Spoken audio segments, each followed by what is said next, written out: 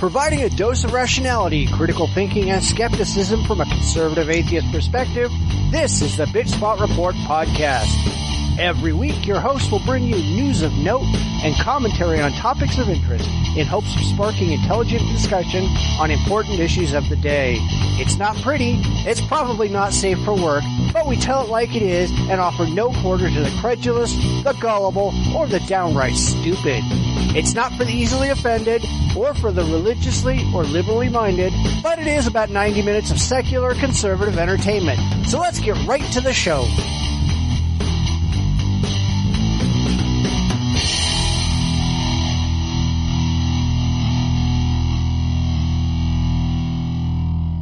We're off to the races in this latest edition of the Bitchspot Report podcast. There's lots of news to talk about, plus a timely main event. It's sure to be a fun show, and we hope everybody will stick around. You know, it's actually kind of amazing that we've gotten new listeners and new comments on Google Plus and YouTube. There's lots of people now following the show, so I think we're kind of headed in the right direction. I want everybody to make sure you're telling everybody you know, so that we can continue to get more listeners. So how's it going? Oh, I am surviving. I am finishing up editorials and such, so I survive. If you ever want to take a look at some of my editorials, I'm on both Chinese and European papers. Yay. Yes. I did want to mention that I've started a new YouTube channel specifically for my blog. I know I had the Bitchspot quickies, but I hardly ever did them, and they were horribly disorganized, so my new channel is hopefully going to correct that. I've got 2 or 3 videos up right now, and got at least a dozen or more that I know I'm going to do, so if anybody has any suggestions, let me know.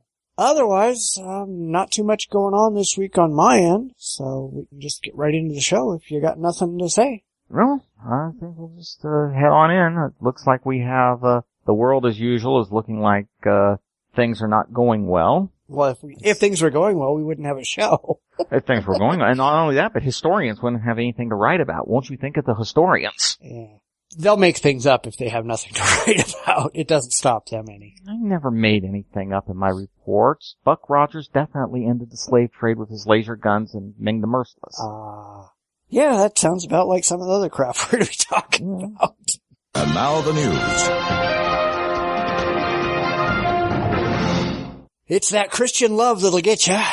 Amber Barnhill, a former Christian who spoke out against prayers in schools in 2013, has seen exactly what Christian love can do. It's driven her completely away from Christianity and into being an atheist. After publicly objecting to Christian prayers in her son's public kindergarten class, she was subjected to abuse, hatred, and death threats from the supposedly Christian community. She doesn't attribute her rejection of Christianity entirely to the abuse she received, but she says it certainly helped. Congratulations, Amber. Now that you know the kind of hatred that sees just beneath the surface of a lot of religious zealots, now you can see it from our side.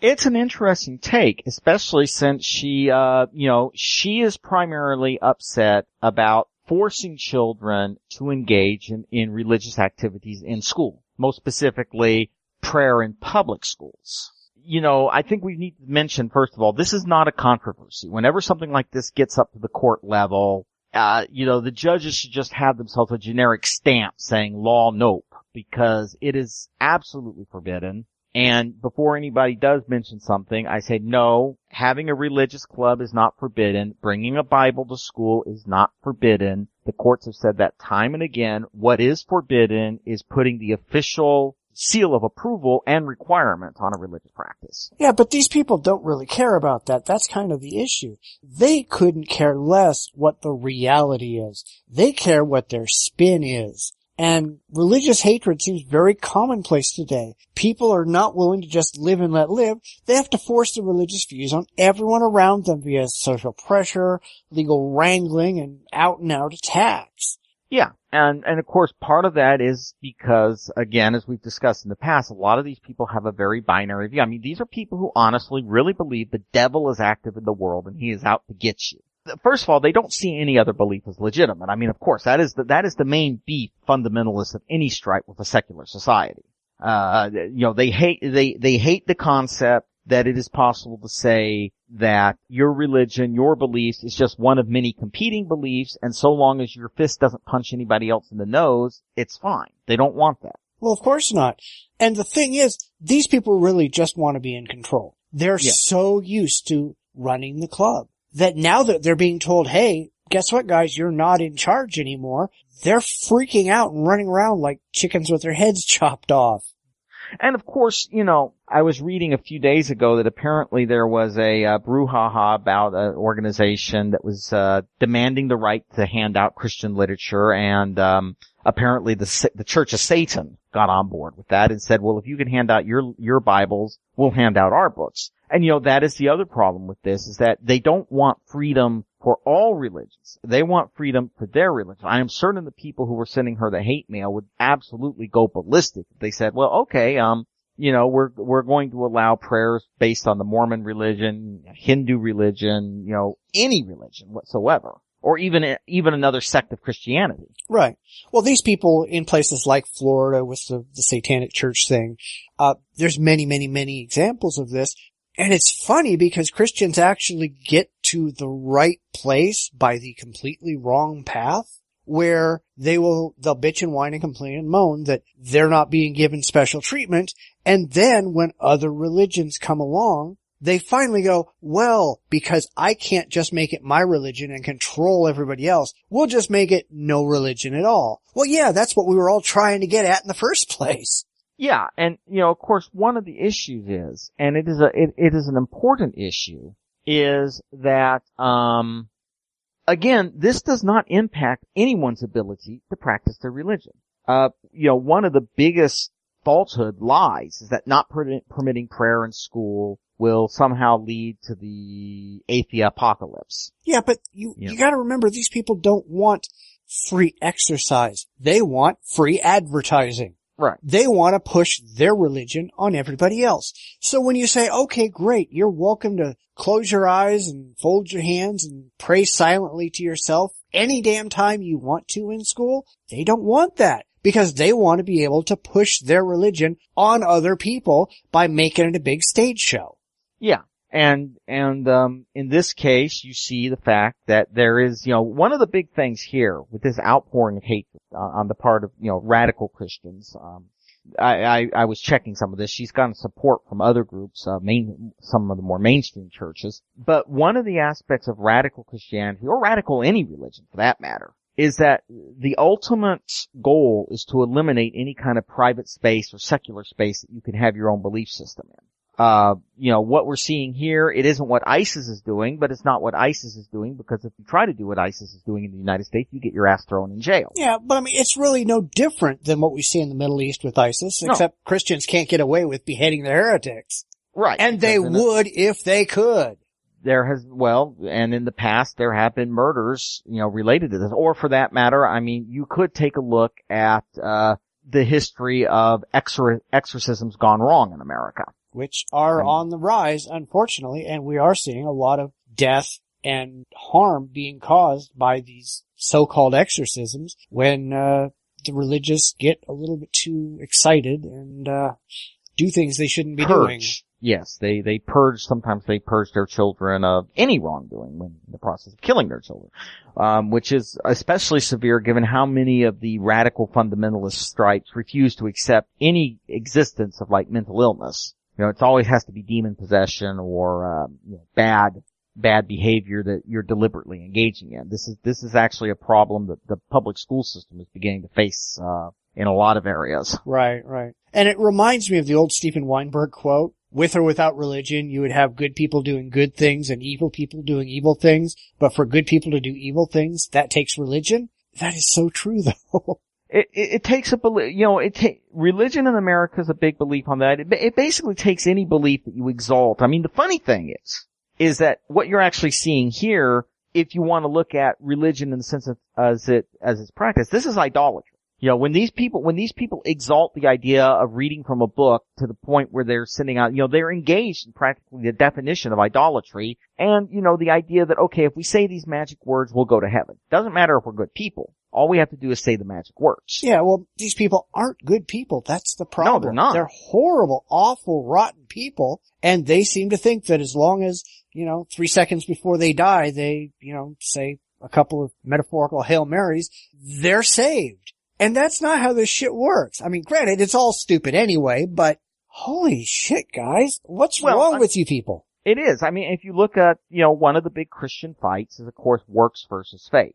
And, this is always something you'll get from these people. I'm certain many of these people would be screaming at the Catholic Church. And, it's amazing how legalistic some of these groups can get, because obviously if you're a good person, you will be doing good works. I mean, yes, you could say, I just need, faith to be a good person, but not many good people like to walk down the street kicking puppies. It springs from the fact that you're a good person. But many of these groups, get away. I mean, many of these radicals get away with the most horrible actions, and they say, well, we have faith, and that excuses it. Well, no, it doesn't, because it doesn't change the fact you're a horrible human being. Yeah, well, I mean, they think that it doesn't matter what they do, what they are, anything else. As long as they've got that cross on their forehead, they're automatically a good person without ever having to act like a good person. Right. They're just wrong. Yeah, which is wrong. I mean, it's wrong if you're an atheist, and to be honest, it's wrong if you're a Christian, because you can see, I mean, you go through the New Testament, we're going to ignore the Old Testament, but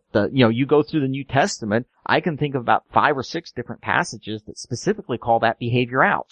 And then bad things happen to the people who were engaged in that behavior. But these people don't care, because they read their big book of multiple choice, and they can get anything out of it they want.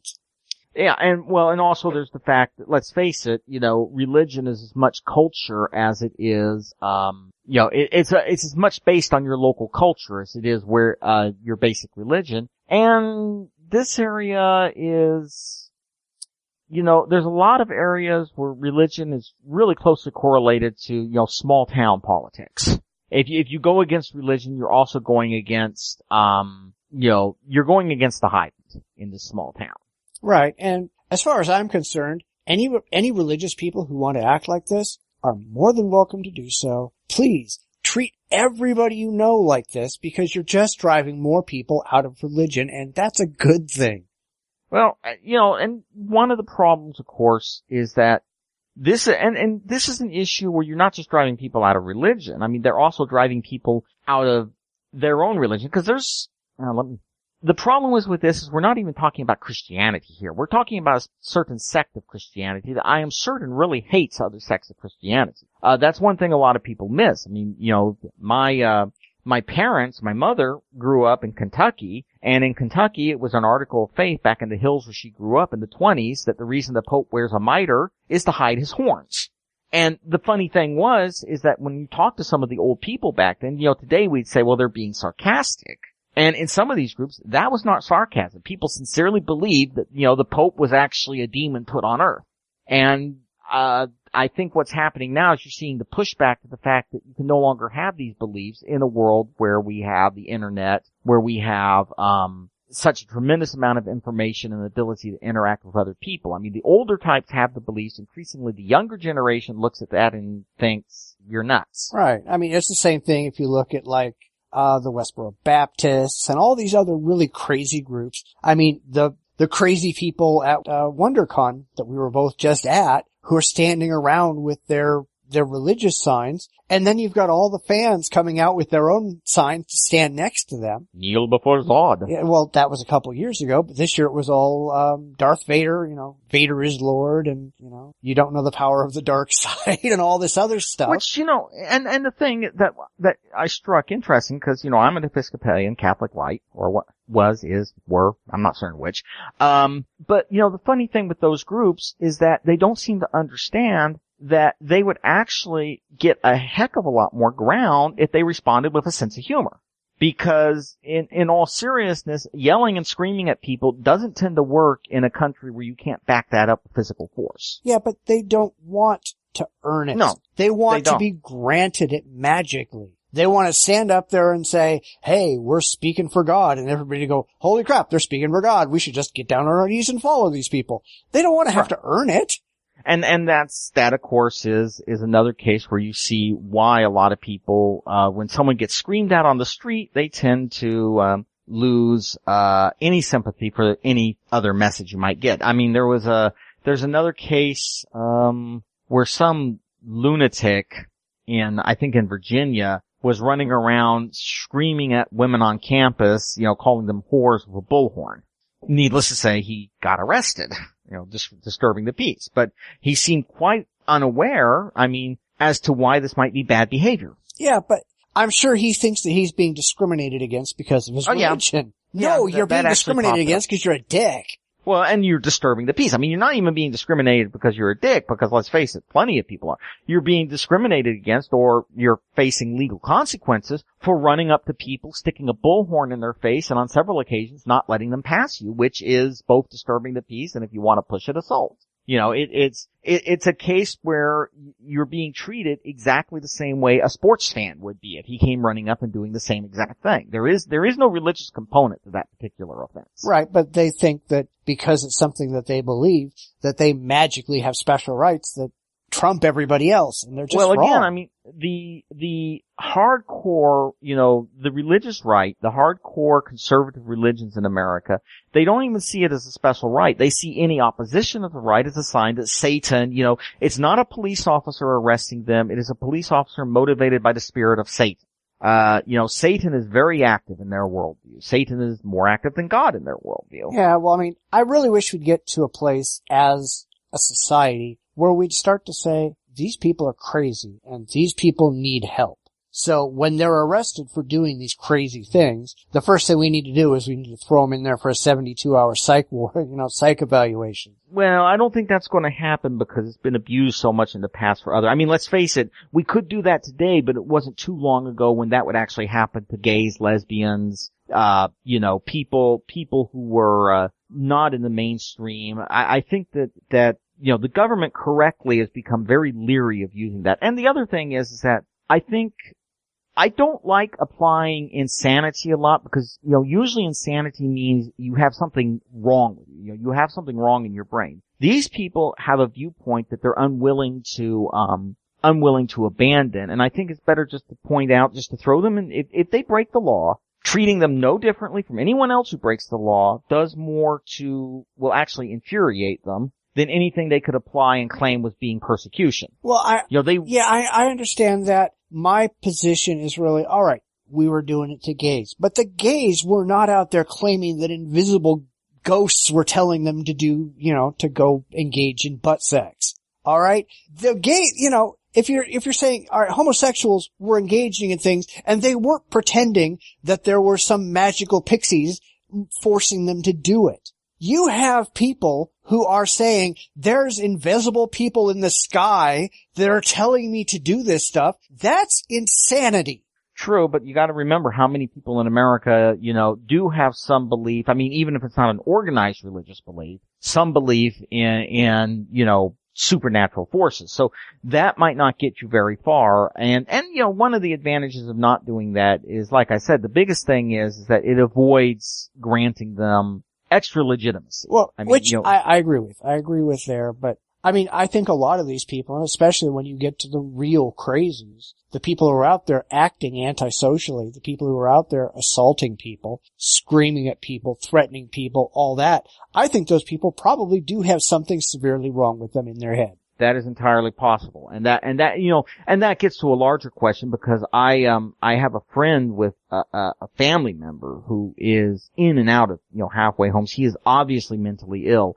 but it's almost impossible to compel him to get mental treatment. This is an issue probably going a little bit beyond this story, but yeah, the question of what to do with somebody who is functional in the sense that, they're not sitting there naked in the middle of a driving storm so they're going to freeze to death, but is definitely being impacted by some form of mental illness is a severe issue in our entire society. Not just for this, but for any. Which is entirely true, but when you start to look at these people, like this story where she was getting death threats, if you're going to use the criteria of being a danger to yourself or others, these people are clearly a danger to others. Yeah. And this is also another case where I think one thing we need to start doing, between the cyberbullying, death threats like this, is it would not be out of line to start putting a lot more money into really starting to make it plain that if you start sending out a death threat, you have a very good chance of talking to Mr. Friendly, the police officer. And because unfortunately in a lot of places right now, death threats are still treated, we'll investigate it, but probably nothing's going to happen. And that's why I think they're becoming, especially in this era of the internet where it's so easy to get a bunch of people to do that, they're becoming a tool of choice for people who want to intimidate others for anything. Yeah, but a lot of those people are just trolls. They don't intend anything from it. They don't plan to actually do it.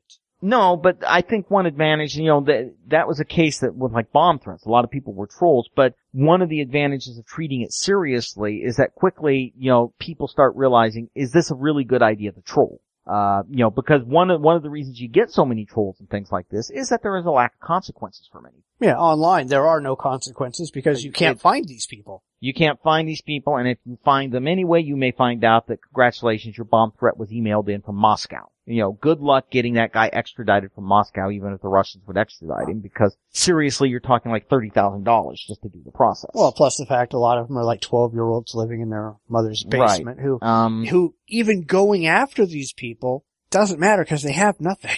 Well, they have nothing, and this is an issue that is becoming more serious. In this case, there's been other cases. I think just recently there were a bunch of death threats from ISIS coming into the U.S.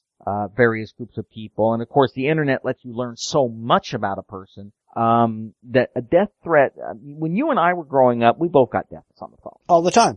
Usually it was, "Hey, dude, I'm going to kill you," which came from somebody. Today, the internet lets you suddenly mention, "Oh, hey, I hope you like your little girl when she leaves school," and then they give the address of the school and the exact hour that she gets out of school. That, even if you intellectually know it's probably just a 12-year-old with access to the internet, it does tend to have a somewhat more striking impact on a lot of people because a lot of people aren't used to the fact that the internet gives you intelligence tools that even as early as 30 years ago, only people like the FBI had access to easily. Yeah, well, I mean, I know even within the last 10 years, I've had people who've given me death threats, say, "I'm going to kill you, I'm going to come kick your ass." And so I gave them my address. It's, "Come over here. Let's see you put up." They never show up. Yeah, it's just like, okay, come and do it. Let's see it. True. That is a thing, but yeah, I mean, with this situation, the death threats just strike me as, my first priest was a Polish priest. He had been Catholic, then he got married and was no longer Catholic. One of the main attraction points of the Episcopalian Church is why we get so many former Catholic priests. But one of the things he commented is that he said, this is the Polish mine detector style of talking to people, where you put you put your fingers in your ears and you start walking through the minefield stomping real hard. And this sort of thing has done, it's done more to put, compelled prayers in the schools on the defensive than anything this woman could have done. Right. The death threats put her in the news. Yep. If she had just made her choice and said, "No, I'm not going to," but these death threats put her in the news. And, fortunately, because I have absolutely no tolerance for compulsion of religion in schools. It's terrible. It's terrible even if you're a Christian, because again, there's a ton of places out there that flat out say compelled prayers are worse than useless. And it's terrible from the viewpoint of anyone who wants a multicultural society, because great, you're praying to, being that this was where this was, you're praying to Jesus. What happens to the Buddhist in the class?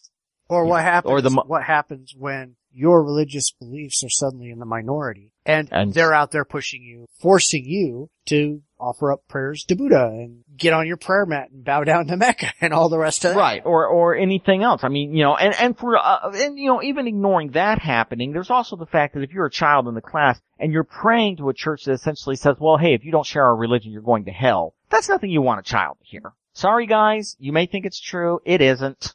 And it's nothing to put a child through. Right. Although granted, that has a high correlation with said child becoming atheist later in life. Which, as I said before, is a good thing. So let's go ahead and move on to the next story. Oh, ISIS. Or actually, in this case, I'm going to say, oh, America and Europe overthrowing Gaddafi. ISIS. It really comes as no surprise. I mean, I've written dozens and dozens of these stories for the Religious Horror Show where ISIS is throwing gays off buildings, beating people for playing the wrong kind of music, killing women for being raped, all this other crap. Now we've got a video out where ISIS executed more than 200 Ethiopian Christians in Libya. And we're supposed to be sympathetic towards these people in any way, shape, or form? How's that work again? I'm not quite sure. Well, in this case, I hate to tell you this, but this was the natural result of everybody running to overthrow Gaddafi and saying, what will happen after we overthrow, granted, a not nice secular dictator, but a secular dictator who had fairly good marks in terms of women's rights and in terms of keeping the lid on the ethnic conflict in Libya. And the answer to that was, he's a bad person, he must be overthrown, and the magical spirit pony will come and shit enlightened democracy all over Libya when he's overthrown. Thanks, Obama. Thanks, Obama. Thanks the Republicans were actually wanting more bombing. I mean, this is really a case where, I hate to say it, but wanting to stick our fat nose into everybody else's business seems to be one of the only bipartisan, stands in Washington. You've got both Democrats and Republicans demanding that we send troops into Ukraine, and they were Democrats and Republicans demand we saving the widows and the orphans of Libya from the evil Gaddafi. And it's a case of, once again, nobody seems to care about the fact that when you blow up a country, it doesn't magically come back together. And so, of course, ISIS is in there now. There's still ethnic cleansing going on.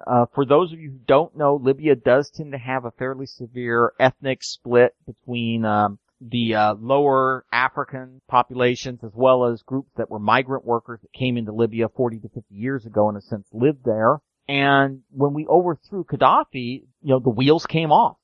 And they show no signs of coming back on anytime soon. And if you want to look at a map, you look at Libya and Syria and Yemen and Iraq. Our involvement from 93, the Arab Spring, hasn't so much been an Arab Spring as it's been pouring gasoline on the region and throwing a flare into it. Yeah, and I think the funny thing is, I'm seeing from a lot of liberals that they're arguing that these aren't religious killings, that it's, to say that it's anything against Islam is racist, which, holy shit guys, Islam is not a race. You're idiots. But there's no way to argue these are not religious killings. I mean, you've got an ISIS fighter saying you will not have safety even in your dreams until you accept Islam. Right. Where's this not religious? ISIS is a religion. One of the issues is that people are so fearful of being called racist that they almost become racist in the other way around. They take away any kind of agency. It's almost like these are children. And no, ISIS and the problematic aspects of Islam, female genital mutilation, the fact that in Pakistan you can be executed for blasphemy, these are major problems with Islam. It is no more racist to call this out than it would be racist to call out the fact that America does have issues with race and religion ourselves. Racism would be assuming that every Muslim's like this, and, we have a huge number of secular Muslim Americans living in America, and so it's not racist to say ISIS has an issue, these other groups have issues, but we are not applying to the entire group. And also, like you said, the fact of the matter is that Islam is not a race, it is a religion, it is spread over a vast number of population groups and language groups. Everywhere from Indonesia to India. I mean, I believe India still has the largest population of Muslims in the world. No, it's Indonesia. All the way, Indonesia now? Okay. All the way down to, sub-Saharan Africa. These are groups that have a vast number of differing belief systems, a vast number of different cultures, and a vast number of differing ethnicities. Which is part of the problem in Libya. I mean, you've got all these ethnic groups mixing together, and yes, religion is very much a part of this. Yeah, but you gotta remember that the people who are pulling this racism bullshit, they don't even have a horse in the race. They're using racism because they know it evokes an emotional reaction, same reason they use sexism, same reason they call everybody misogynist, same reason rape is like every other word that comes out of their mouth. They're doing this to force people to react emotionally, not to think about any of this stuff. And that's just crap. Well, and, one of the problems is that there is no good answer to this situation. There is no good answer to this situation because what's happening right now in these regions has been building up for decades. It's true that the secular dictators managed to keep a lid on it, but the secular dictators were also a reason why it started boiling over under that lid. And part of the thing that we don't want to accept, and people saying that we're racist and the people saying we should get involved are both, equally to blame for this, is the fact that in a large part we're seeing the wreckage of the old Cold War and a lot of intervention in these areas. Ultimately, you can go back further. You can say that we're still seeing the process of the disintegration of the old 19th century colonial empires, which, Libya was drawn by a colonial empire, Syria was drawn by a colonial empire. Just about any place you find 2 or 3 ethnic groups that hate each other's guts living in the same nation, you can bet that at some point that nation was born by, a guy in London drawing lines on a map. Right. And while these murders did cause Egypt to go and carry out a single airstrike on ISIS strongholds, why is it that these attacks, these mass murders, these huge things, why do they never prompt a prolonged military assault or joining with American forces or anything like that? I mean, it wasn't long ago that Jordan got mad because one of their soldiers was lit on fire by ISIS, but what are they doing about it today? They're doing nothing. I mean, the most recent involvement by French forces in the region was an 8-week jaunt by one of their carriers, which then just took off. Why are all these countries doing nothing? They're throwing out going, hey, we're just going to make a token assault, and then we're going to let the Americans do all the work. Well, of course, right now, according to some of the things I'm looking at right now, apparently Jordan is still launching airstrikes. I could be snarky and say that part of the reason they don't want to join is their argument is America blew up Iraq and Libya, so it's kind of our fault to put it back together. But I think another problem is that no one wants to actually have a ground presence in these areas. Everyone knows a ground military presence is going to be miserable, it is going to be drawn out, and at the end of the road there is going to be absolutely no guarantee that the situation will be any better once you pull out. And you will have to pull out eventually. Yeah, but they don't care about ground assaults. They don't even want to fly air sorties. Well, part of that is, part of that is because they're terrified of getting pilots captured. No one wants anyone to fall into ISIS hands because ISIS has made it pretty damn obvious. These guys not only didn't read the Geneva Convention, they probably used the Geneva Convention for toilet tape. And there's a story today where one of these air assaults severely injured the leader of ISIS. The top guy. And to say that this stuff doesn't work is just ridiculous. Well, the problem is that it works, but can we keep the other guy from coming in? And, one of the issues, of course, is that there is a country that's launching airstrikes against ISIS. There is a country that's on the ground in Iraq against ISIS. There's just one problem. This country's name is Iran. And the United States does not want Iran to, quote, become the dominant hegemon in the Middle East. And neither does Saudi Arabia, Qatar, Bahrain, all the countries that, surprise, surprise, totally weren't supporting ISIS officially, but ISIS gets a lot of money from their citizens. Oh, of course. The largest economic donations to ISIS come from Kuwait and Saudi Arabia. Those two are our friends. So one of the problems here is we also have another issue is that I am certain in Washington there is consideration that curb stomping ISIS will likely result in an Iraq that is pretty much an Iranian satellite or an Iranian ally, and we do not want that. And this, of course, is one of the problems you've got in that our obsession with containing Iran has really warped the politics of the region. Ideally, I mean, when you look at it, actually, we'd be more naturally allied with Iran, at least against ISIS, because no one likes ISIS. The Iranians actually, yesterday I was reading a news story where the Iranians are now engaging in top-level intelligence consultations with the Australians about people going to ISIS from Australia and then returning to Australia. And we've had several terrorist attacks and more attempted terrorist attacks from people going to fight with ISIS and then returning radicalized to their home countries. And Iran has apparently been fairly helpful in letting Western countries know about that. Yeah, I thought it was funny, but in the UK, there are a large number of people whose family members went to join ISIS, and they're suing the British government for allowing these people to go join ISIS. The British government is responsible for this.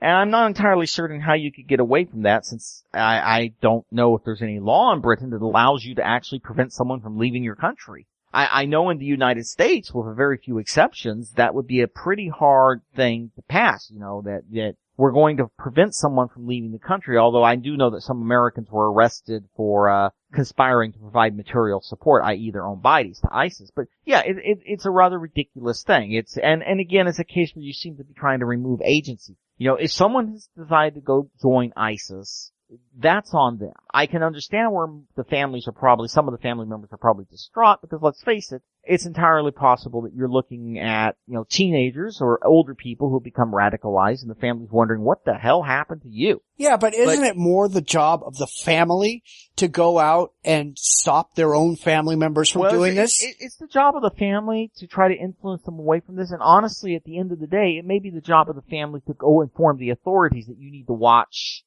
my kid, because you are seriously in a position now where you don't want to be facing ISIS. You have a responsibility that if your child is going off to join ISIS, it's very much like your kid comes in and says, "Oh, hey, Dad, I'm going to burn the school down." You have a responsibility to tell somebody, because if you don't, you're complicit in whatever happens after that point. And it could be very hard. I would hate to have to make that choice. But it's still a choice that you really should make, especially if the child comes back. Yeah. And that's really the concerning. I mean, the FBI and most Western intelligence agencies are becoming more and more concerned, not because these people are coming back and going to be in any kind of organized relationship with ISIS, but because they're coming back and are going to be lone wolves, which is the most difficult type of terrorist to stop. Someone who doesn't talk, doesn't communicate with others, doesn't get drunk and bellow out his plans in the middle of a bar, can be extremely difficult to stop, as was seen with the Boston bombs. Right. And there are still people in the Boston bombings who are acting like it's the government's fault and not the people who actually built the bombs. Right. Well, you get to the problem is that, everyone wants, I think it's a natural thing. It's the same reason you get people talking about how, Pearl Harbor was a conspiracy. If you imagine this as a conspiracy, you don't have to face the fact that, sometimes the bad guys pull one over. And that one of the prices of living in a free society is that, we have a tremendous amount of freedom which someone of ill intent can abuse. You can buy stuff on the open market that you can make into a terrorist implement, but that's the price of living in a free society, because that stuff has a ton of other uses. And when people say you should be able to stop them, what gets me is that in many cases, these people then turn around and talk about how oppressive the government can be, and it's like, then you want to hand them even more tools? You have to accept at some point that you will face the potential of being the victim of an attack as a price of freedom. I mean, it's a literal price of freedom. Yeah, but these people don't think about it rationally. They want to have all the upsides and none of the downsides. Yeah. They want to have all the freedoms, but they want all the terrorists and the bad guys to have none of the freedoms. And it doesn't work that way. And let's face it, that is one of the strengths of terrorism. I mean, it's called terrorism for a reason, because obviously one of the things that many terrorist groups have tried to do is spark a major backlash in the U.S. or in other countries against groups, because they know that, of course, helps create more supporters. And also, if you're running around grabbing everyone and his brother under draconian laws, you will have a situation where you're honestly going to let the people who are dangerous just fall through the cracks. Because, there is only so much the United States intelligence and legal agencies can do. And as it is, of course, part of the issue is that because these attacks have been so public, and I mean, let's be honest, ISIS may be scum, but they're very clever in how they use media.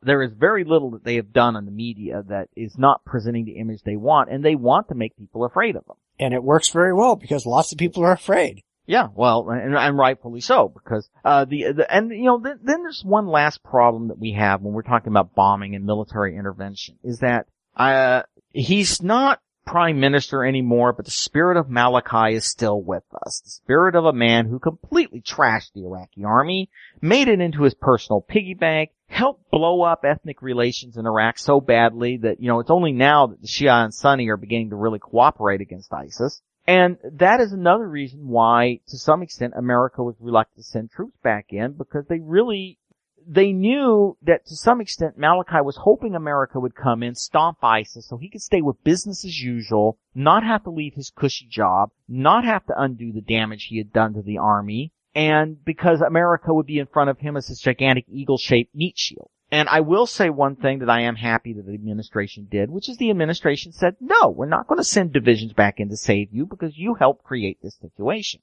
It unfortunately led to a lot of innocent people dying, but the only other alternative would be for America to be in there forever.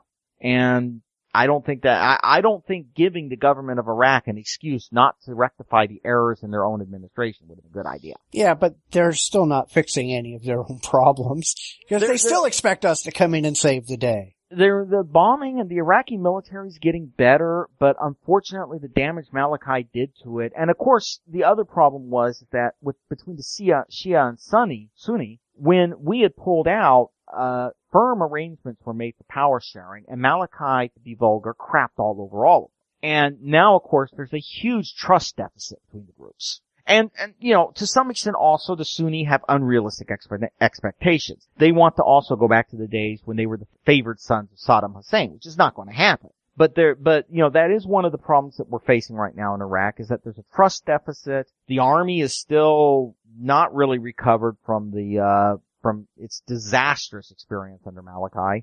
In fact, to the point where Iranian Shia militias appear to be doing better than some regular units. And that's another factor.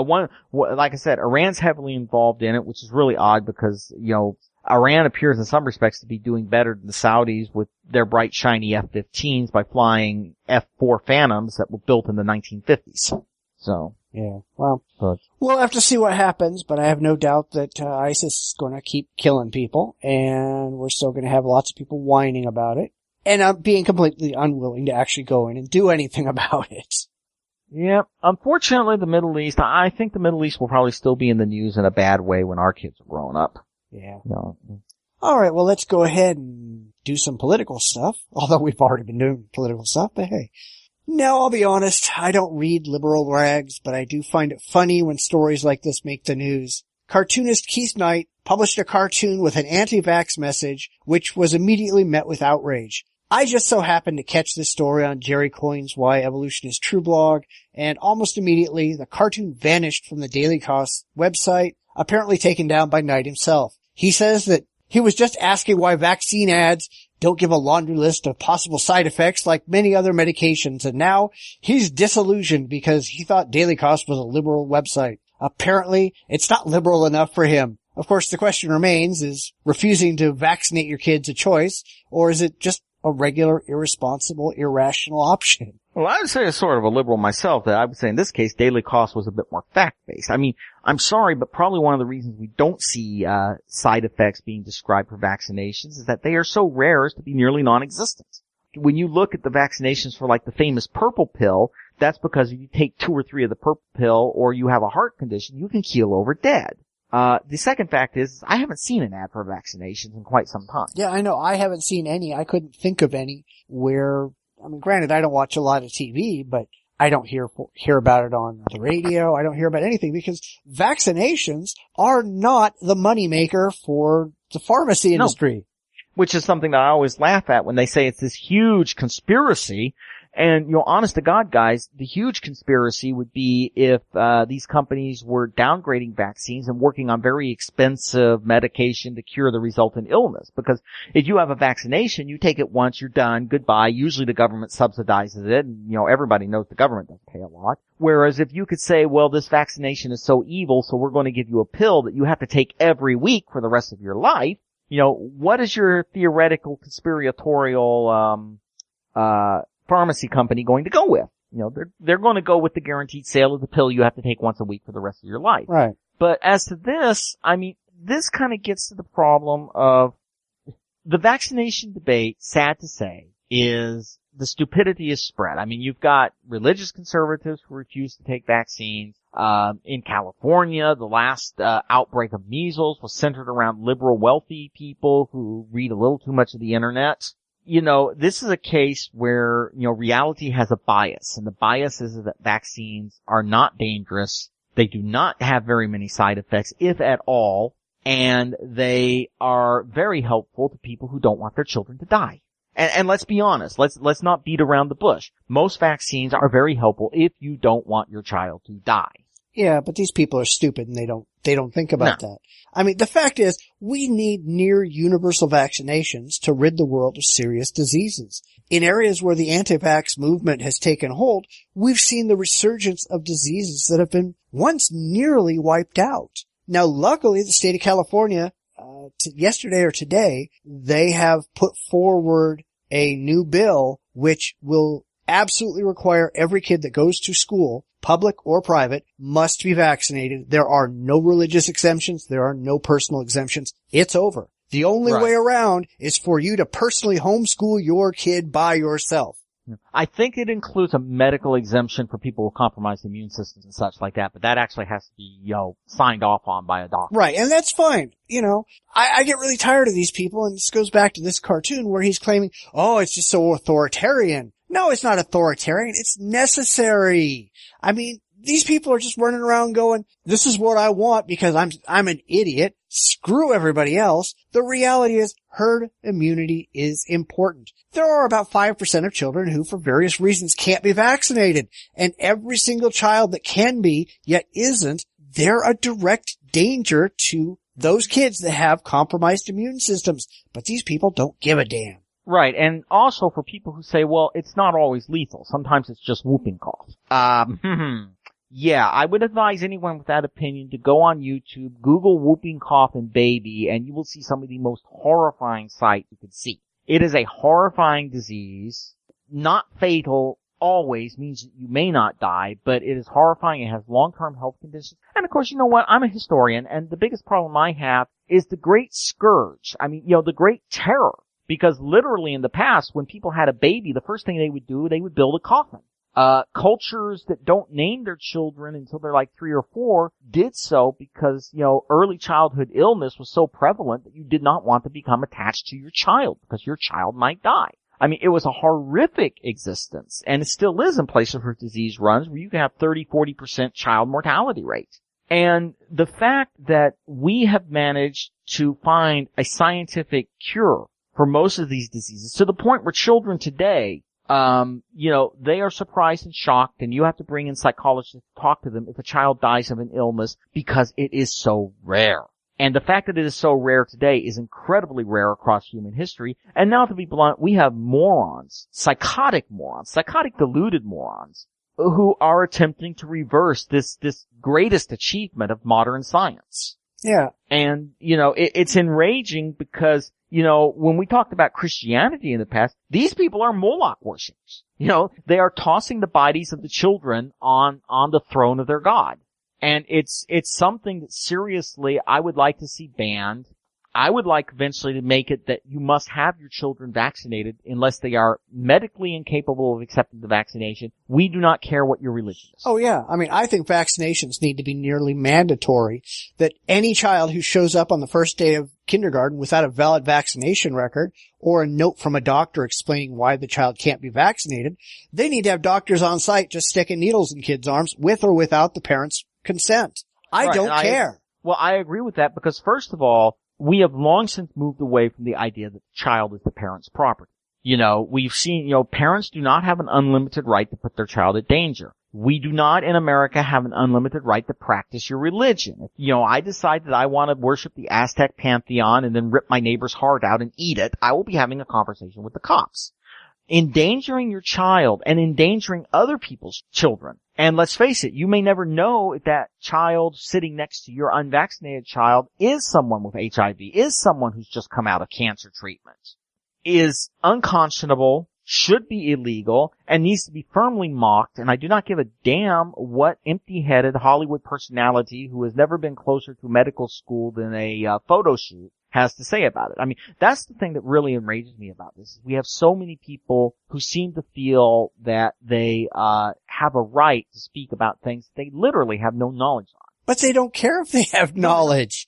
They think that just being able to flap their lips gives them authority, and it's stupid. Yeah, and of course, one of the nice things is that as of have a little kid back, the last couple of years, we've begun seeing a greater tendency of people to realize that this is just BS. That these people are just BS. The anti-vaccination movement is still growing, but it's not growing as fast as some people feared it was.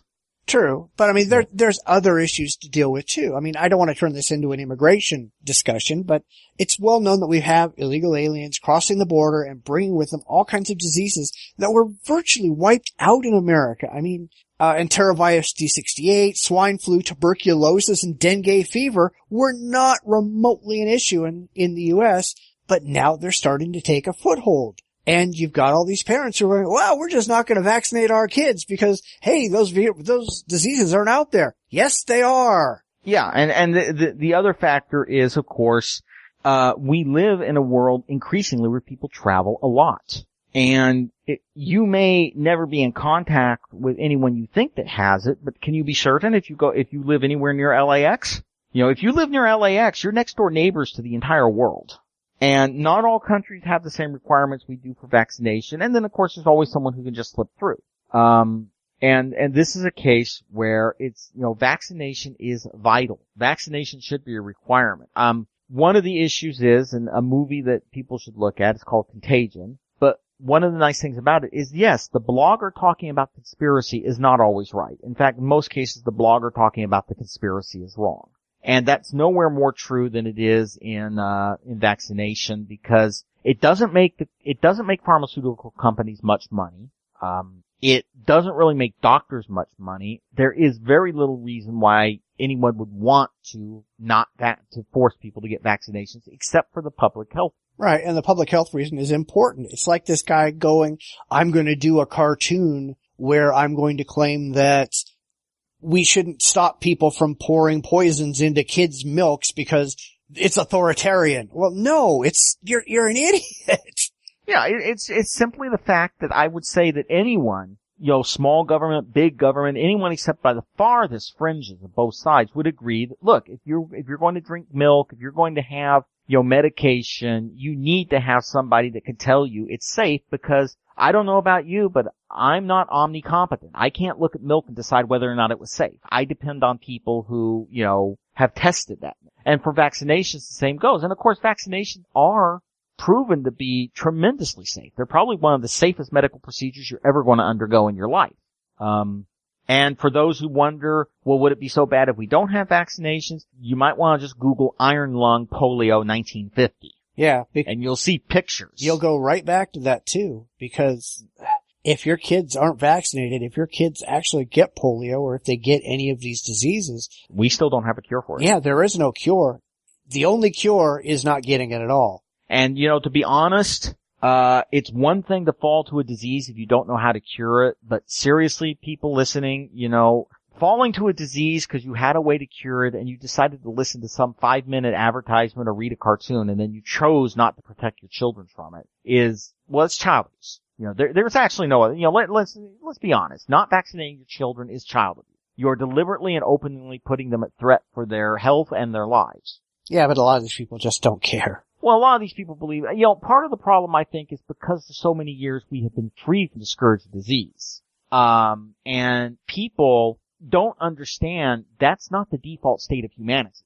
The default state of humanity is being ravaged by disease till you drop dead at 30. And, or as I had to point out to one person, is that if you look at archaeological evidence, there's tons of people that they dig up that they found out died of a tooth abscess. Died of tiny, dinky little things that we don't even think about because we have such a tremendously wonderful science. But unfortunately, I think that also makes us a little too contemptuous of diseases, so that you have people saying, well, what's the big deal if I don't vaccinate? They don't understand the big deal if you don't vaccinate is you let a wolf that has terrorized mankind for the past 10,000 years right back into the house. But they don't care. I mean, that's the thing. And a lot of these people, they shouldn't be parents to begin with. I mean, if you're going to get all of your information off of blogs, if you're going to be that stupid, you probably don't deserve to have kids to begin with. Yeah, well, and, we've had, I know some people that, like, for instance, don't trust their teachers at all. They'll get all their information off blogs, and then they're wondering, well, why is our kid having so many problems at school? And usually the answer is, well, because your kid is, not doing as well as he should because you are not listening to the teacher. Yeah, well, I mean, it's just a sad state. Yeah. Well, let's go ahead and finish up the news then. Okay. Yemen. Ah, yes. Yemen in America. coming to a face-off, a naval face-off. We have deployed a couple of warships to Yemen, an actual carrier battle group. And there is a rumor that it may be trying to blockade a Iranian convoy heading to Yemen. There is also the fact that as of this point, Saudi Arabia has started backing the central government of Yemen, while Iran is backing the Houthi minority. I'm not certain how to pronounce that. I found different pronunciations. But it is causing a severe problem. And I would like to say, first of all, in this case, we really need to consider, do we want to get into a shoving match with Iran at the same point when we're trying to get a nuclear agreement passed? You know, that is just going to be a major issue if we do this. And the other problem is, of course, is this going to be yet another nation that falls into complete chaos at our hands? The problem is with these warships and getting involved in Yemen is that it opens yet another front. And the other point is that at this thing, it's really an Iranian-Saudi fight more than it is a U.S.-Iranian fight. And there's also a good deal of evidence that Iran didn't want the Houthi rebels to take the capital. I mean, this all blew up when the rebels basically drove into the capital after everybody else ran out of it. There's been some reports that Iran suggested that they not take the capital because they didn't feel it was productive. That they thought it should be better for them to hold off from the capital because the Houthis are a minority. They really don't have enough population to take the country. So this is again another case where it would have been better to probably work with Iran, not because we like Iran, mind. You know, I think one of the worst aspects of popular political thought is you work with people you like. No, we worked with Stalin. So, you know, it is very possible to work with a country that you don't like based on the assumption that the outcome will be better for both of them. Right. I mean, I always keep asking, why do we insist on getting involved in what is essentially local or regional fights? I mean, we talk about this a lot, but the idea that Saudi Arabia is trustworthy or a friend or anything like that is absurd. You know, we only give a shit about them because of their oil. We don't care about anything else. Yeah, and you know, the other problem is that if you look at these, if you look at what's happening in Iran right now, there's an argument on the part of congressional hawks that, you know, we have to confront Iran here because they are directly backing the Houthis and that this needs to happen now or Iran will have yet another proxy state, you know, yada, yada, yada. You've heard the stories every time Iran does something. You know, Iran is Adolf Hitler, soon they will be invading Poland. The problem, of course, is that number one, if they did counsel this group against taking the capital and they were disobeyed, obviously this isn't a proxy movement in the sense of being directed to Tehran. The other problem is that there is I believe that there is a desire to do this to torpedo the nuclear agreements. Yeah, well, I think it's funny that we don't worry about all of our proxy governments in the region. We don't talk about that. Of course, and our proxy governments in the region are, you know, many of them are fairly unpleasant. Again, you know, it's important to note, Saudi Arabia is worse than Iran when it comes to civil rights in many respects. Iran is not exactly, you know, a winner when it comes to civil rights, but Saudi Arabia is generally seen as worse. But the biggest problem is that what happens? I mean, we're not going to invade Yemen. Right now we're supporting the Saudi Arabia. But if we moved our ships in there, what we've done is we've put our ships directly in a position where conflict could explode and pull us right in.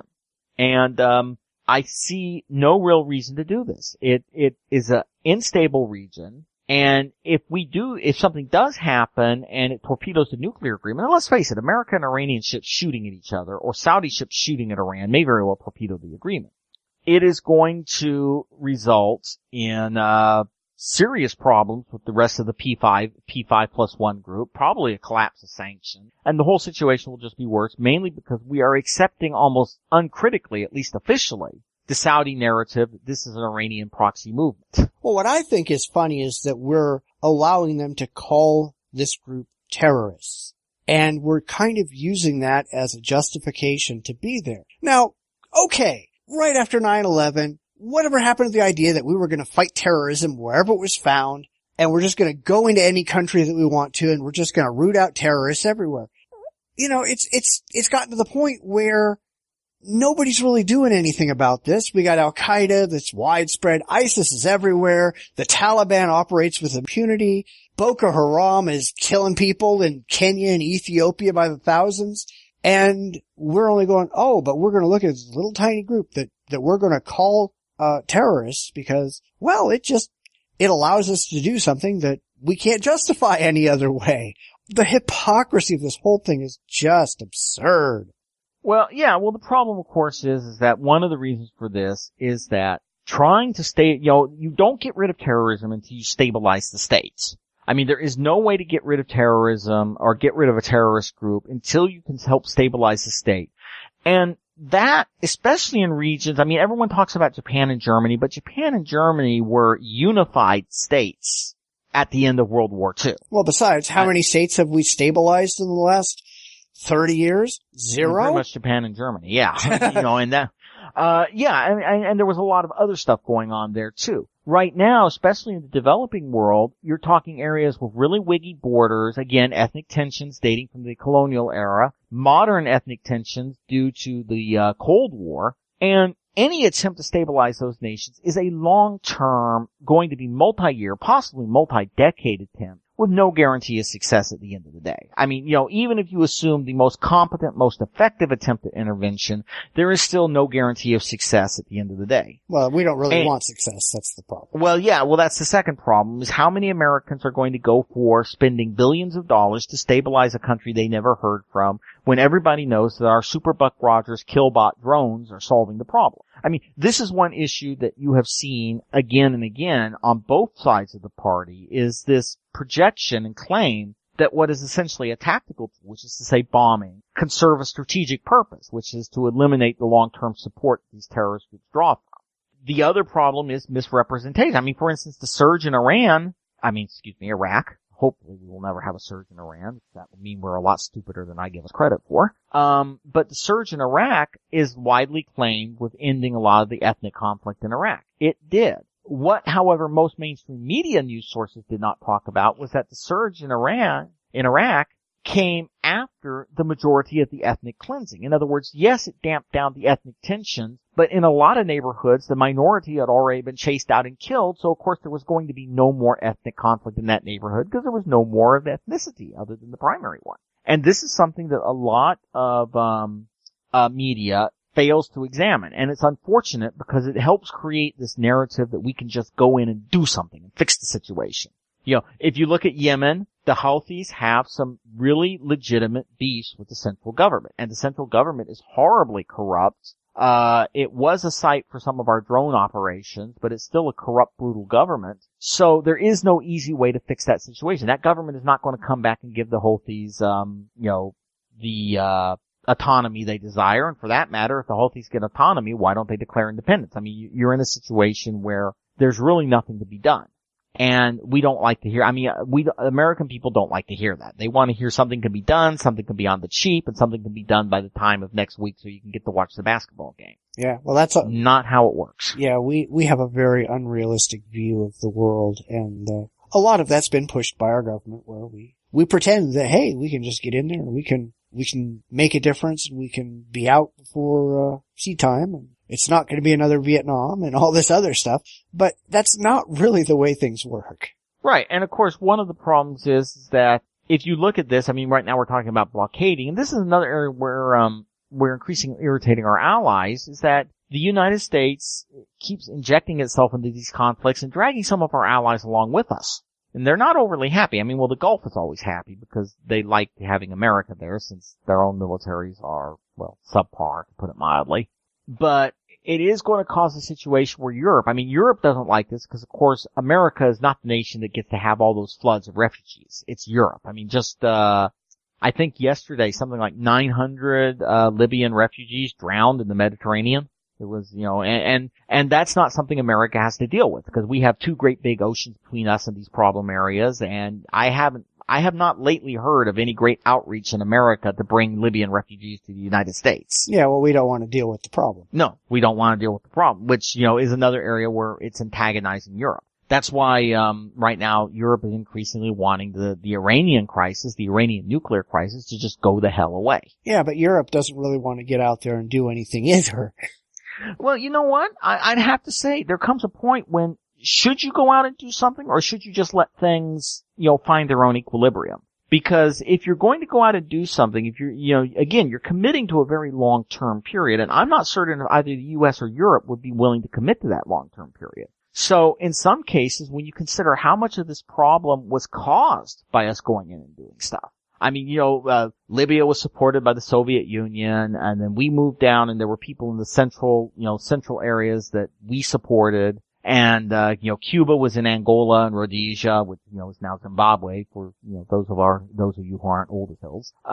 But a lot of these problems have been created by decades of outside power going in and saying, well, we're going to fix this, but we're going to fix it in our way, which may not necessarily be a stable way. So it might be, in the long run, a wise idea to try to start pulling back. And yes, before anyone says I'm a monster, I know this is going to lead to a lot of people getting killed. But so has what we've been doing already. And, doing the same thing that has failed decade after decade is kind of the definition of futility. So it might be a wise idea if we start to withdraw from some of these areas. Yeah, but unfortunately, I mean, you're talking about Europe having to take the brunt of all the refugees, etc. The problem is that if you don't take any action, those refugees are going to just keep on coming.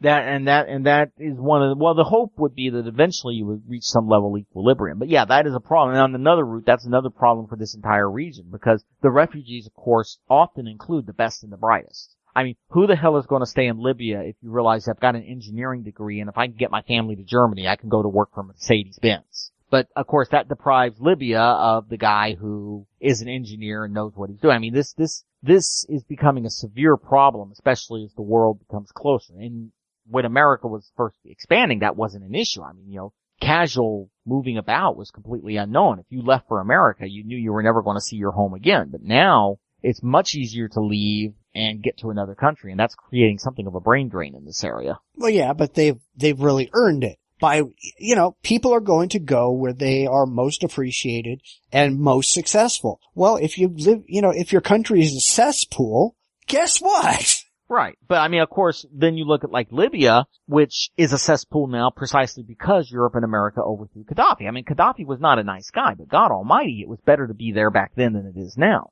And we were the ones who overthrew him. He was winning the conflict. He was winning the conflict handily before we showed up and started bombing the hell out of his military.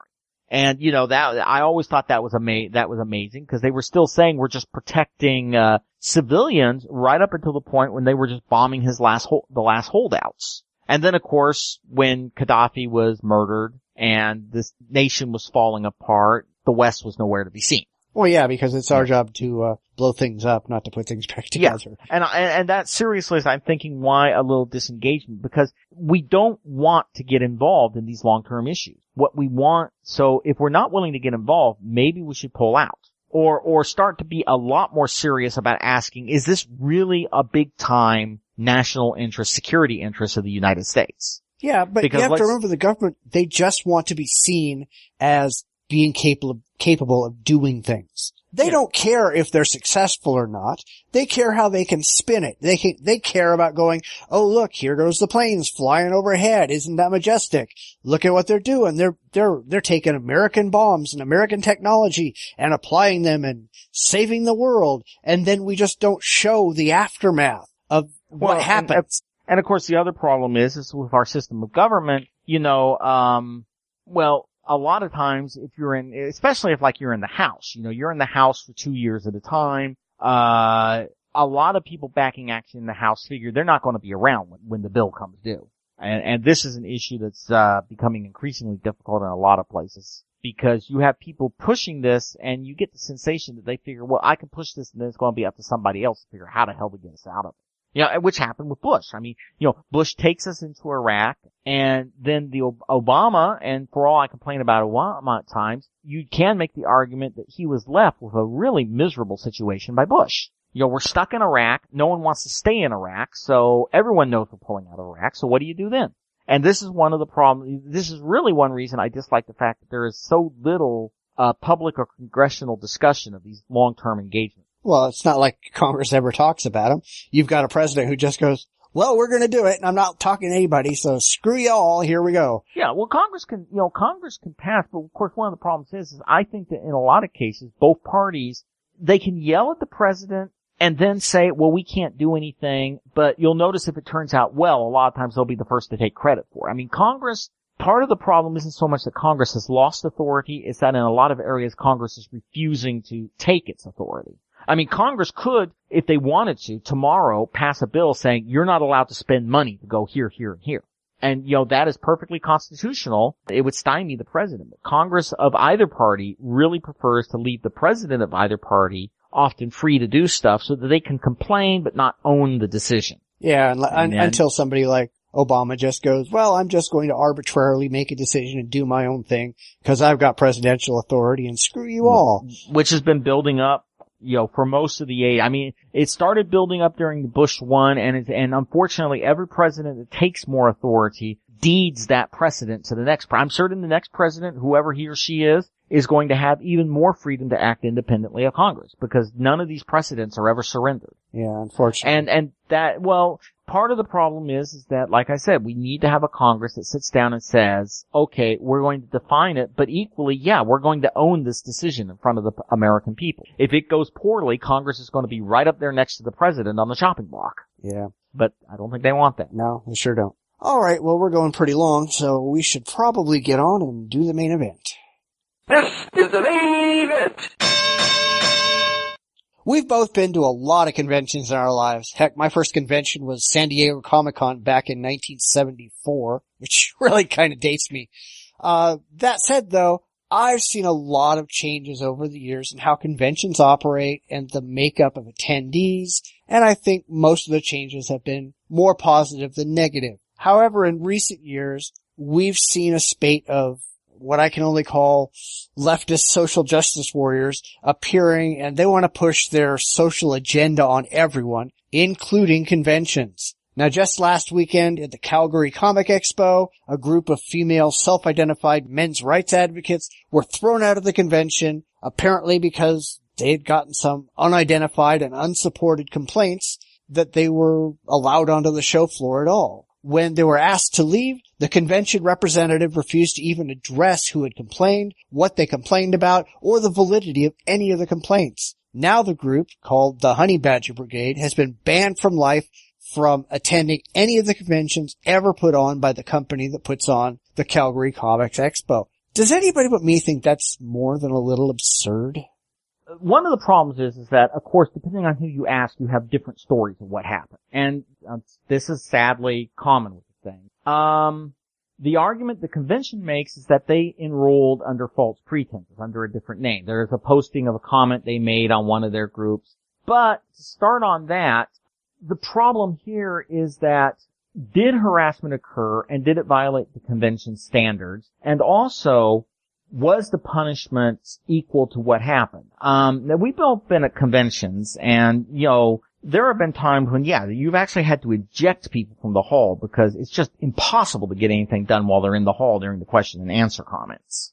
So I have not seen, a statement as precisely what happened. Well, the convention hasn't released anything. Probably Right. never will, because it's not in their best interest to even bring it up. The other side has released all kinds of statements. We have actually heard audio of what happened in meeting room, all this other stuff. We've actually heard a lot of evidence from their side, and it makes their side sound a lot better than the convention. Yeah, the calling of the police is, I am rather disturbed by the calling of the police. Involving law enforcement is generally something you really only want to do if you think that there is a legitimate threat to life and limb. Yeah, well, I mean, just to give people a little bit more background about that. Sorry. What's even worse is after they were forced to leave the convention, they all went to a public park to have a meetup. And apparently the convention, or people at the convention, called the police and sent the police to this public park where they had complete and total right to be there to harass them longer. And yeah, I agree with you. There's no need to call the police. The police these people, from what I've seen, never threatened to do anything wrong, never threatened anything at all. These are just a bunch of feminist pricks who are they're out looking for somebody to harass. Yeah, well, and whoever made the phone call, I mean, one of the problems is that whenever you involve the police, now granted, Canadian police, this is much less likely than American police, but whenever you involve the police, there is always the chance that something is going to happen and get someone seriously injured or dead. I mean, just to be blunt, police, police carry guns, have the authority to arrest. Things can go bad. So I find the calling of the police actually more problematic than anything else. Of course, most conventions generally have something in the contract you sign with them that roughly says we can throw you out if we don't even like your face. Usually this does not happen because obviously a convention that gets known for throwing people out after they paid their dues is not going to have many people back. Legally, I am wondering what can happen because on the one hand, they threw them out, did not refund their money. And I'm not certain how expensive Calgary Expo booths are, but it was probably at least several $1,000s when you count travel time and setup time. That would fall within small claims court in Canada, and it would be, one of the arguments you could make is that unless this was either explicitly against the terms of service, or you can argue that something happened at the meeting that was wildly beyond the pale, the booth itself should not have been expelled as opposed to the people at the panel. Yeah, well, the problem is that they had a Gamergate banner up in their booth. Now, from what we know, the convention never even spoke to these people before they were thrown out. They didn't go over and say, hey, people are complaining about your banner. Please take it down. Please cover up that logo. They never did anything. The first time that these people ever heard from the convention was, pack your shit and get out of my building. Yeah, well, I memean, one of the problems is that, as you said, there was no comment. That actually might put them in a little bit of trouble. If it does, I mean, I have no idea if anyone intends this. The fact that you could probably do it in small claims court makes it a bit more likely because you don't have to pay for a solicitor. But, it may be that all participants figured that it would be more trouble than it's worth, depending on whether or not you want the publicity. But the fact that, according to the participants, they were never asked to take their banner down is a little odd. I mean, because seriously, I have been to conventions where I have seen, if you ever go to San Diego, it's not there anymore because they don't really sell porn comics anymore, but there were dealers selling porn comics, and occasionally San Diego will come by and say, hey, could you please put pasty stick-it notes on the naughty bits? And, it wasn't immediately thrown out. Well, the problem is, I don't think it had anything to do with the banner. I don't think it had anything to do with anything. I think it had to do with a bunch of social justice warrior assholes who didn't want these people to even exist in their world. That's the kind of comments that we're seeing online from people who were there, who just said, these people don't fall into my ultra-liberal feminist bullshit ideology. Therefore, we have to kill them. And we have to get them out of here. Which is unfortunate because, I think there is a legitimate space for discussion. Sadly, there's been a ton of bad behavior on both sides. But seriously, the antidote to speech is more speech. And as long as it is kept within the bounds of decorum, and, again, being at a convention, the bounds of decorum can get stretched pretty far indeed in some of these discussions. I do not think this was a wise decision on the part of Calgary. To be brutally honest, just from a PR political point of view, if you dislike people, the last thing you want to do is do something that provides them with extra sympathy. This is just being, politics 101. The other problem is, and the thing that again disturbs me is the fact of calling the police. I mean, calling the police really strikes me as the worst aspect of this because according to the police report, or at least the police reports I've seen, the police showed up and found absolutely no cause. Yeah, I don't know why the police don't go back and just, charge the convention or whoever called with, filing a false police report. Well, depending on what the police report is, if it's anything like the United States, they tend to really try not to discourage the filing of police reports. And if it was a report saying, hey, we're worried about these people, as opposed to a direct, statement that they were doing claim, that would generally not be actionable. Of course, I mean, in all truthfulness, what this probably involved was a police officer told, hey, do a roll-by when you're finished with your lunch break. I mean, every indication is that the police did not take it overtly seriously. Right. And that generally, they try to really avoid bringing anything, down simply because they don't want to discourage people from calling. But as I said, it is a really unfortunate and, poorly timed event because there's no threat going on there.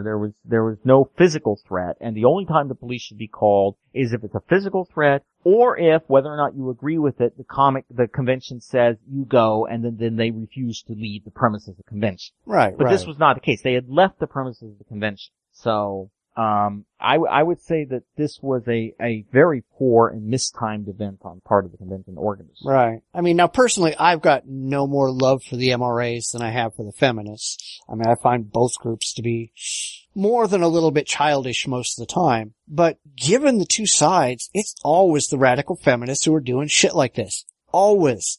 I have yet to find a single account where you've got the MRAs out there just being a bunch of dicks. Well, there's been one of the problems is getting back to our conversation at the top of the hour about how easy it is to harass people on the internet. You know, there has been harassments, there's been a few swatting incidences, but the problem is that, again, the internet makes it very hard to explain. You know, I know that there was some discussion that there was an organization on 4chan, but, you know, 4chan is like the underbelly pit of the internet. You know, I have friends on there, but, you know, really, it's hard to say that that's a representation of a widespread conspiracy, because 4chan also has conspiracies to put lolcats on people's front pages. Yeah. You know, one of the problems, of course, is that I think that there should be plenty of room for both groups. I see no problem with games that are calling out questions of, you know, ethnicity, sexual questions, things like that, because that's one of the great things about the modern world, is that you can slap up a page on Kickstarter or Patreon or, you know, anything else, and you can short circuit the need to go through a major company. I personally just wonder, you know, to repeat the term that's been used again and again, I'd like to see us all get along a little better. And guys, just don't call the police on people unless you feel that you are physically at risk. Because whenever you call the police on somebody, you open up the possibility, however slim, that you could be putting somebody in serious danger. I mean, I apply that to the jackasses that SWAT people, you know, people who call police for no good reason. You know, you are putting a situation where you may have people who are angry, upset, or confused next to guys with guns. And that is not a mixture that makes for a happy ending. Yeah, but I'd still like to see the police go back and charge them. Say, hey, you know, you sent us out on a nonsensical call that you had no validity to whatsoever. Here's our bill. That can happen. I'm not certain what the requirements have to be. Like I said, in most cases, it has to be, I think in most places, and don't quote me on this because I really haven't read this, but I think generally what it has to be is they have to be able to prove that not only was it a nonsensical call, it was a knowing nonsensical call, and it was done purely out of malice's sake. And that is such a high bar that, and usually I say it sounds really, really like what happened here. The problem is that usually the bar's set so high, so even if you think, I mean, it's kind of like a grand jury. If there's any possibility that it could have been real, it gets approved. And also another factor is, they generally try to reserve that for things like, oh, I want you to get this guy because he's packing a gun. He's not. And at least in America, that's the case. Now, I'm certain that it's entirely possible that the police officers, when they spoke to the, whoever it was that made the phone call or the Calgary organizers, I'm certain that in body language and tone, they made it perfectly obvious that you have wasted our time. Because, I remember one police officer that, in college largely just glared at a person and said no report was taken, which is, you know, okay, I'm not happy to be here. Yeah, but I don't know. I don't think it doesn't really surprise me to see what they've done, because that's the way that it's kind of gone. You know, you get more and more and more people who they just think that the world owes them shit, so they can get away with anything. Well, I think the problem is like I said, the best antidote to speech is more speech, but there's a lot of people who disagree with that on every side of all disagreements. So their first move is to censor. My argument is as long as somebody is abiding by the common standards of decency, which we have come to expect. I mean, not like Mr. Guy with his, you know, his megaphone telling women they dress like sluts and should be raped, as that one religious fellow was doing. But as long as you are staying within the bounds of decorum and discourse, you should be allowed to have your message. If the con did not agree with this, to be serious, to be openly serious, I think it would have been more appropriate for them to tell them that you're not welcome back next year. They did. They banned them forever. But what I'm saying is that I think it's a bit extreme to kick them out of the convention unless, again, you have these strong breaches of decorum, because that costs thousands of dollars. Again, at San Diego, you have to really blot your copybook before they throw you out. At most conventions, you've got to really blot your copy before they actually go to that rank. Because, of course, it will have a pragmatic impact on the convention, because people will wonder, alright, if I feel this is unreasonable, should I go to the trouble of buying a booth at that convention if they may do this to me? Now, of course, we have yet to see if that will have any impact at all, but that is a pragmatic reason why conventions want to be clear on the reasons that they do expel somebody and make sure those reasons are reasons that everybody will agree with. Except in this case, they were not clear. No. They would not speak to them on camera. They would not give them any information. They said there had been complaints. They would not define what those complaints were, who those complaints had come from. They told them nothing.